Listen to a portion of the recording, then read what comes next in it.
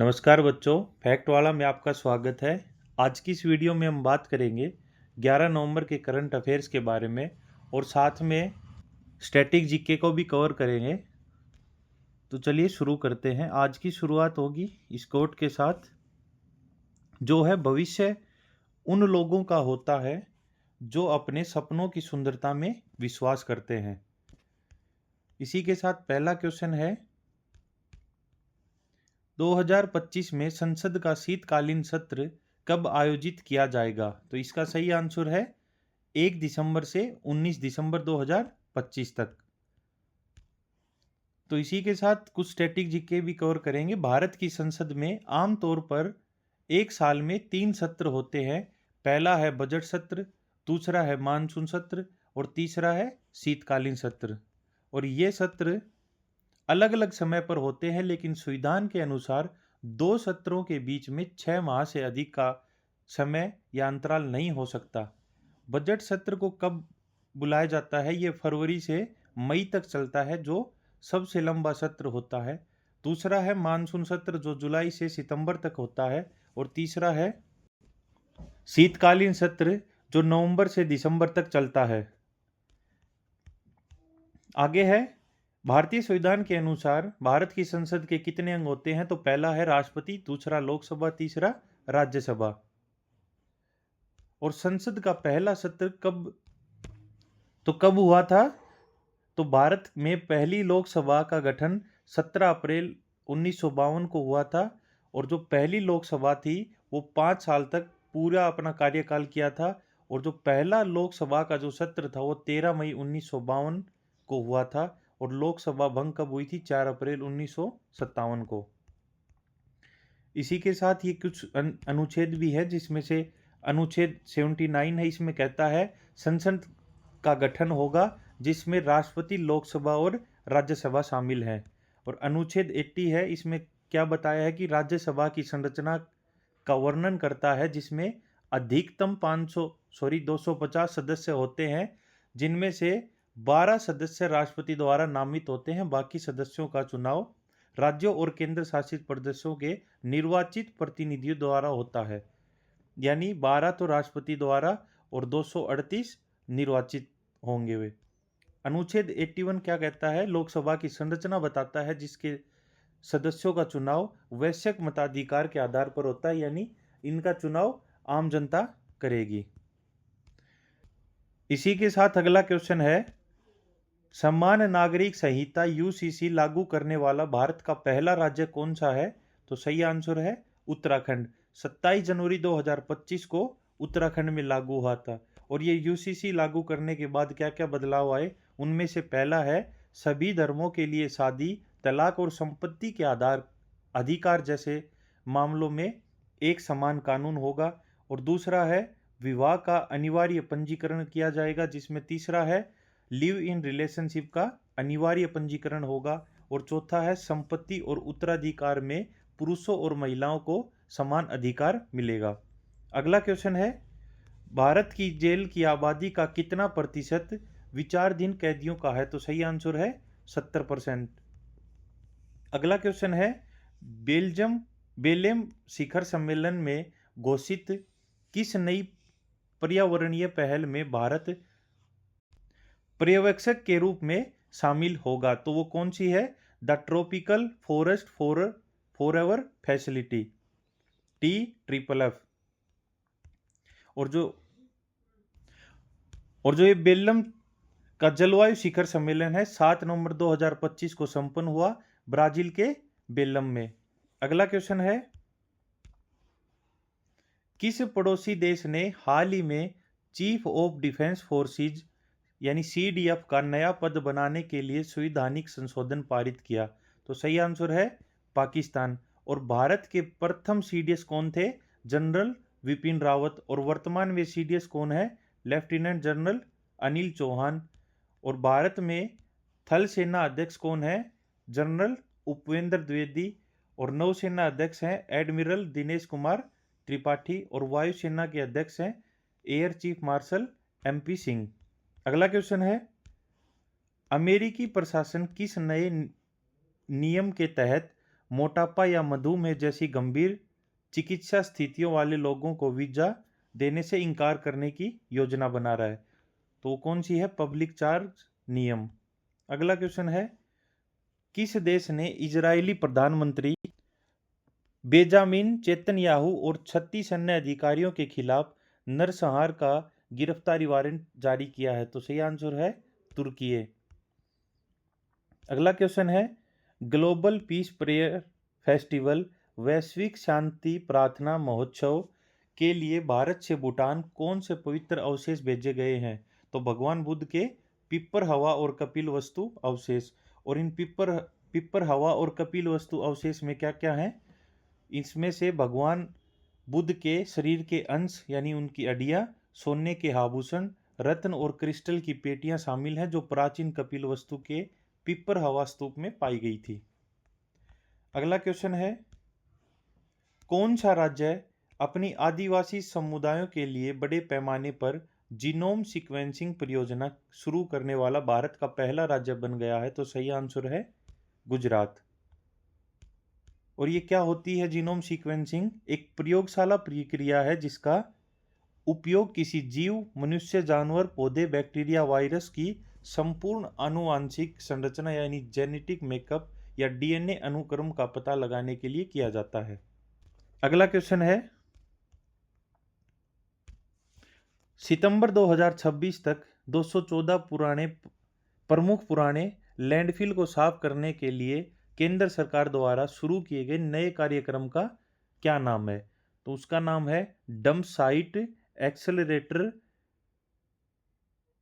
Site remediation accelerator program and urban investment window. अगला question है, एक हालिया अध्ययन के अनुसार चीन के बाद भारत में विश्व स्तर पर किस बीमारी के मामले दूसरे सबसे अधिक हैं? तो वो है क्रोनिक किडनी डिजीज।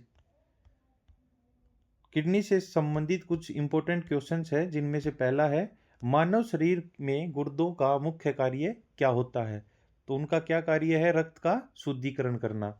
और प्रत्येक मानव गुर्दे में नेफ्रॉन की संख्या लगभग कितनी होती है? तो वो होती है 1 मिलियन 10 लाख। और गुर्दे की कार्यात्मक यानी फंक्शनल और संरचनात्मक यानी स्ट्रक्चरल इकाई क्या होती है? तो वो होती है नेफ्रॉन। अगला क्वेश्चन है, मौत का पीला रंग किसकी उपस्थिति के कारण होता है? तो सही आंसर है यूरोक्रोम। डायलिसिस का उपयोग किस अंग के कार्य न करने की स्थिति में किया जाता है? तो सही आंसर है किडनी, गुर्दे। अगला क्वेश्चन है, गुर्दे में बनने वाली पथरी मुख्य रूप से किससे बनी होती है? तो सही आंसर है कैल्शियम ऑक्जेलेट। और मूत्र का पीएच कितना होता है? लगभग 6 होता है यानी एसिडिक नेचर का होता है। अगला क्वेश्चन है, निम्नलिखित में से कौन सा हार्मोन गुर्दे द्वारा स्रावित होता है जो लाल रक्त कोशिकाओं के उत्पादन को उत्तेजित करता है? तो सही आंसर है एरिथ्रोपोइटिन।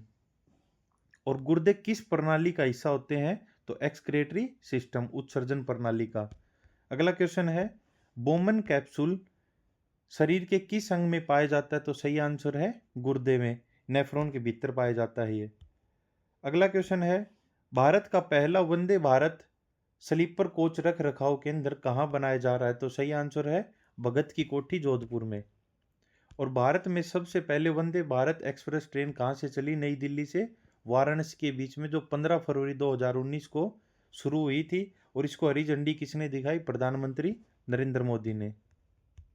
अगला क्वेश्चन है, नैनी सैनी हवाई अड्डा जिसे भारतीय विमानपत्तन प्राधिकरण यानी एएआई द्वारा अधिग्रहित किया जाएगा, उत्तराखंड के किस शहर में स्थित है? तो सही आंसर है पिथौरागढ़ में।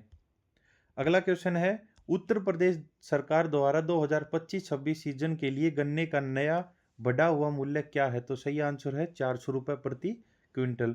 और 2024-25 में कितना था? 370। और अब इसको 30 रुपये बढ़ाकर 400 रुपये कर दिया गया है। अगला क्वेश्चन है, हाल ही में T20 अंतर्राष्ट्रीय मैचों में सबसे तेज 1000 रन बनाने वाले भारतीय कौन बने? यानी जो सबसे कम पारियों में 1000 रन किसी ने बनाए, तो अभिषेक शर्मा, उन्होंने 28 पारियों में 1000 रन बनाए हैं। इसी के साथ करंट अफेयर समाप्त हुए। कुछ स्टैटिक जीके के क्वेश्चंस हैं। प्रथम आंग्ल मराठा युद्ध को समाप्त करने वाली सालबाई की संधि पर किस वर्ष हस्ताक्षर किए गए? तो सही आंसर है 1782। और आंग्ल मराठा युद्ध कितनी बार हुए थे? 3 बार हुए थे। और पहला आंग्ल मराठा युद्ध कब हुआ था? 1775 से 1782। और इस समय संधि हुई थी, उसका क्या नाम था? सालबाई की संधि, जो कब हुई थी? 1782 में हुई थी। और इसी संधि के बाद में युद्ध समाप्त हुआ था, जिसने अगले 20 वर्षों के लिए अंग्रेजों और मराठों के बीच में शांति स्थापित की। और इस समय मराठाओं का पेशवा कौन था? माधवराव द्वितीय, जिसे सवाई माधवराव भी कहते थे। हालांकि यह युद्ध मराठा राजनीति में रघुनाथ राव के हस्तक्षेप के कारण हुआ। अगला युद्ध हुआ था 1803 से 1805 के बीच में। और इस समय कई संधियां हुई, जिनमें से एक है बेसिन की संधि। कब हुई? 1802 में। और पेशवा बाजीराव द्वितीय ने अंग्रेजों के साथ यह संधि की थी। अगली संधि है देवगांव की संधि। कब हुई? 1803 में। और यह संधि नागपुर के भोंसले और अंग्रेजों के बीच हुई थी। अगली संधि हुई 1803 में ही, और वो थी सुरजी अंजगांव की संधि। यह संधि दौलत राव सिंधिया और अंग्रेजों के बीच हुई थी। अगली संधि है राजघाट की संधि, जो 1805 में हुई थी। यह संधि होलकर और अंग्रेजों के बीच हुई थी। और पेशवा उस समय पेशवा राव द्वितीय थे, बाजीराव द्वितीय थे। तीसरा तीसरा एंग्लो मराठा युद्ध हुआ 1817 से 1819। और संधि, इस युद्ध में भी कई प्रकार की संधियां हुई, जिनमें से पहली संधि है ग्वालियर की संधि। और ये कब हुई? 1817 में। यह संधि अंग्रेजों और सिंधिया के बीच में हुई थी। अगली संधि है मंदसौर की संधि, जो 1818 में हुई थी। और यह संधि होलकर और अंग्रेजों के बीच में हुई थी। और पेशवा उस समय बाजीराव द्वितीय ही पेशवा थे, लेकिन इस युद्ध में हार के बाद उनका पद समाप्त कर दिया गया था। अगला क्वेश्चन है, कौन सा जलडमरू मध्य मेडागास्कर द्वीप को अफ्रीका मुख्य भूमि से अलग करता है? तो सही आंसर है मोजाम्बिक चैनल। तो कुछ इंपॉर्टेंट जलडमरू मध्य और हैं, जिनमें से पहला है मलक्का जलडमरू मध्य। यह अंडमान सागर और दक्षिणी चीन सागर को जोड़ता है और इंडोनेशिया के सुमात्रा द्वीप तथा मलेशिया को अलग करता है। यह दुनिया के सबसे व्यस्त समुद्री मार्गों में से एक है।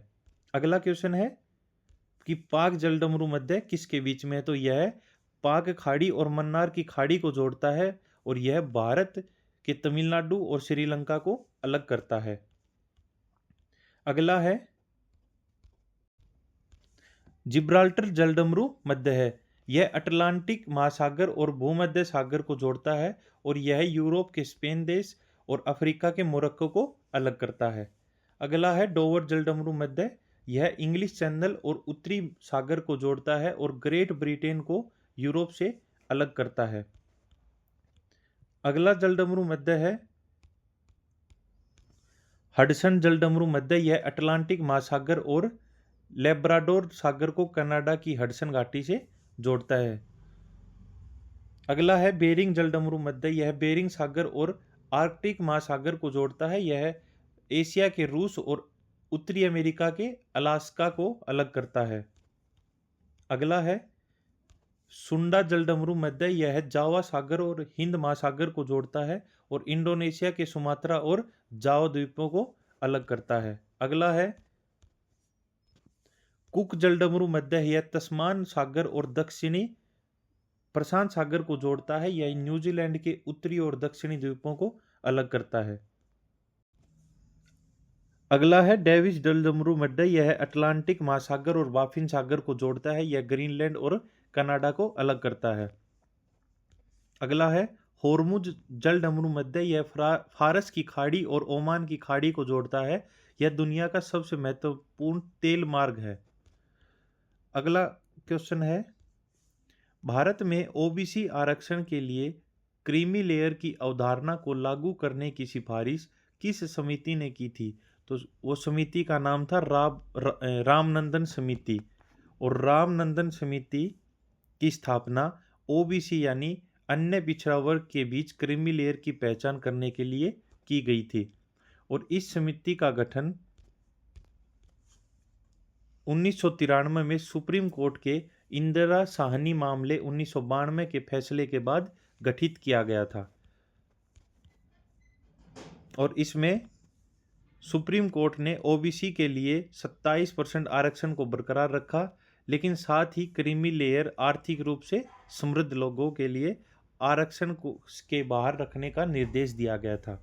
और न्यायमूर्ति रामनंदन प्रसाद की अध्यक्षता में एक विशेषज्ञ समिति का गठन किया गया था, जिसे रामनंदन समिति का नाम दिया गया। अगला क्वेश्चन है, भारतीय संविधान की कौन सी अनुसूची राज्यसभा यानी राज्यों की परिषद में सीटों के आवंटन की से संबंधित है? तो इसका आंसर है चौथी अनुसूची। और भारत के संविधान में कितनी अनुसूची हैं? 12। और मूल रूप से 8 अनुसूचियां थी, लेकिन बाद में संशोधन के जरिए 4 और अनुसूचियां जोड़ी गई है। तो पहली अनुसूची है जिसमें क्या है कि इसमें भारत के 28 राज्य और 8 केंद्र शासित प्रदेशों के नाम और उनकी सीमाओं का उल्लेखन है। दूसरी अनुसूची है, इसमें पदाधिकारियों जैसे राष्ट्रपति, राज्यपाल, लोकसभा अध्यक्ष, उपाध्यक्ष, सुप्रीम कोर्ट और हाई कोर्ट के न्यायाधीशों और सीएजी यानी नियंत्रक एवं महालेख प्रशिक्षक आदि के वेतन भत्ते और विशेषाधिकारों का वर्णन है। अगली है तीसरी अनुसूची। इसमें विभिन्न पदाधिकारियों जैसे मंत्री, न्यायाधीशों, सांसद, विधायक आदि द्वारा ली जाने वाली शपथ और प्रतिज्ञा के प्रारूप दिए गए हैं। और चौथी अनुसूची में है, इसमें राज्यों और केंद्र शासित प्रदेशों के लिए राज्यसभा में सीटों का आवंटन प्रावधान है। पांचवी अनुसूची में इसमें अनुसूचित क्षेत्रों और अनुसूचित जनजातियों के प्रशासन का नियंत्रण संबंधित है। छठी अनुसूची में असम, मेघालय, त्रिपुरा, मिजोरम ATMM असम, त्रिपुरा, मेघालय और मिजोरम राज्यों के जनजातियों के प्रशासन से संबंधित है। और सातवीं अनुसूची में इसमें केंद्र और राज्यों के बीच शक्तियों का विभाजन किया गया है। और इसमें 3 प्रकार की सूचियां हैं, जिसमें से पहली है संघ सूची, जिसमें केवल केंद्र सरकार कानून बना सकता है। और दूसरी है राज्य सूची, इसमें केवल राज्य सरकारें कानून बना सकती हैं। और तीसरी है समवर्ती सूची, इसमें केवल राज्य और केंद्र दोनों मिलकर कानून बना सकते हैं। 8वीं सूची में 22 आधिकारिक भाषाओं को मान्यता दी गई है। और 9वीं अनुसूची में इसमें संविधान संशोधन अधिनियम 1951 जोड़ा गया है। और इसमें ऐसे कानून शामिल हैं जिनकी न्यायिक समीक्षा से रक्षा की जाती थी। हालांकि 2007 में सुप्रीम कोर्ट ने फैसला दिया 24 अप्रैल 1973 के बाद इस अनुसूची में शामिल किए गए कानूनों की भी न्यायिक समीक्षा हो सकती है। अगली अनुसूची है 10वीं अनुसूची। इसमें 52वें संविधान संशोधन अधिनियम 1985 द्वारा जोड़ा गया था। और यह दल बदल के आधार पर अयोग्यता से संबंधित है, जिसे दल बदल विरोधी कानून भी कहते हैं। और आखिरी और 12वीं अनुसूची है, इसमें 73वें संविधान संशोधन अधिनियम 1992 द्वारा जोड़ा गया था। इसमें पंचायतों की शक्ति, अधिकार, जिम्मेदारियों से संबंधित 29 विषय हैं। भारतीय संविधान की 11वीं अनुसूची में कुल 29 विषय हैं जिन पर पंचायतों को शक्तियों और जिम्मेदारी सौंपी गई है। ये विषय मुख्य रूप से ग्रामीण विकास और सामाजिक कल्याण से संबंधित हैं। और वो 29 विषय किस प्रकार हैं, जिनमें से पहला है कृषि, जिसमें कृषि विस्तार भी शामिल है। दूसरी है भूमि विकास, भूमि सुधारों का कार्यान्वयन और भूमि चकबंदी या मृदा संरक्षण। तीसरा है लघु सिंचाई, जल प्रबंधन और वाटरशेड विकास। चौथा है पशुपालन, डेयरी उद्योग और मुर्गी पालन। और पांचवा है मत्स्य पालन। और छठा है सामाजिक वानिकी और फार्म वानिकी। सातवां है लघु वन उपज। और आठवां है खाद्य संस्करण उद्योगों सहित लघु उद्योग। और नौवां है खादी ग्राम कुटीर उद्योग।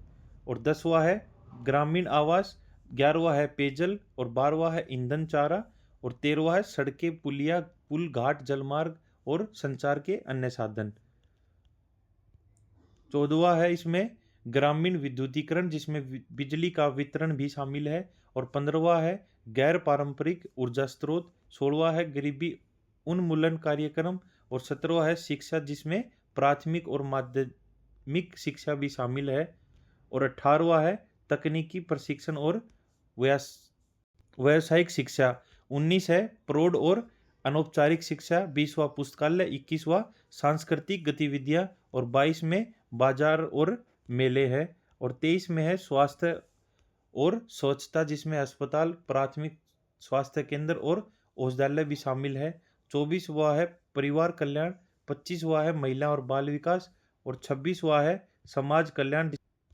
दिव्यांगों और मानसिक रूप से मंद व्यक्तियों का कल्याण भी शामिल है।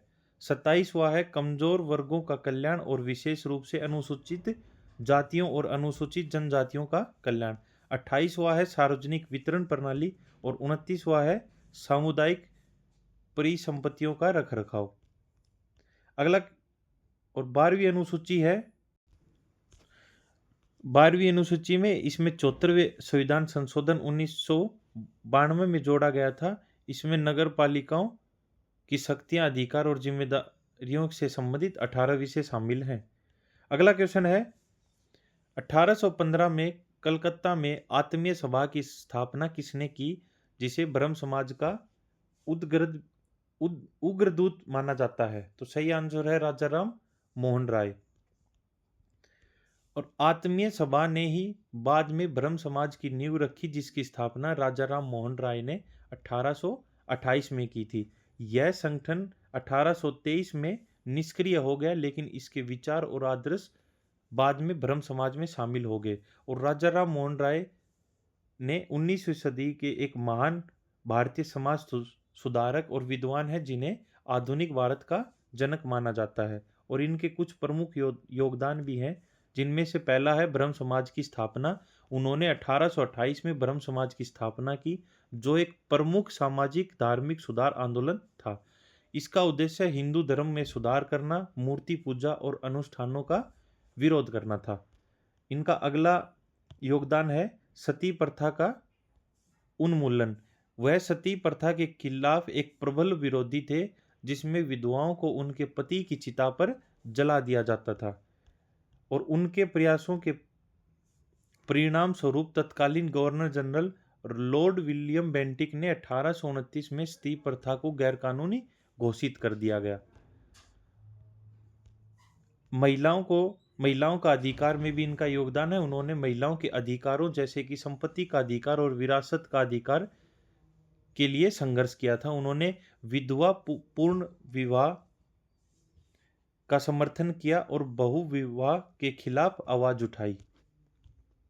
शिक्षा के क्षेत्र में भी उनका योगदान था। उन्होंने आधुनिक पश्चिमी शिक्षा का समर्थन किया और 1817 में कलकत्ता में हिंदू कॉलेज की स्थापना में महत्वपूर्ण भूमिका निभाई थी। उनका मानना था कि आधुनिक शिक्षा के माध्यम से ही भारत का विकास संभव है और उनको राजा की उपाधि मुगल सम्राट अकबर द्वितीय ने 1831 में दी थी। और कब दी थी? जब वह सम्राट की शिकायतों को ब्रिटिश राजा के सामने रखने के लिए इंग्लैंड गए थे। आज के कुछ क्वेश्चन है जिनके आंसर आपको कमेंट में देने हैं। वो पहला क्वेश्चन है 1990 में भारत के 8वें प्रधानमंत्री कौन थे? तो option A Rajiv Gandhi, option B Chandrashekhar, option C VP Singh और ऑप्शन डी एचडी देवगौड़ा। दूसरा क्वेश्चन है चंद्रशेखर ऐसे पहले नेता थे जिन्होंने सीधे किसी पद पर प्रधानमंत्री की शपथ ली थी। ऑप्शन ए मुख्यमंत्री, ऑप्शन बी सांसद और ऑप्शन सी राज्यपाल और ऑप्शन डी मंत्री पद। अगर वीडियो अच्छी लगी तो वीडियो को लाइक करें, शेयर करें, चैनल को सब्सक्राइब करें। Thank you and have a nice day.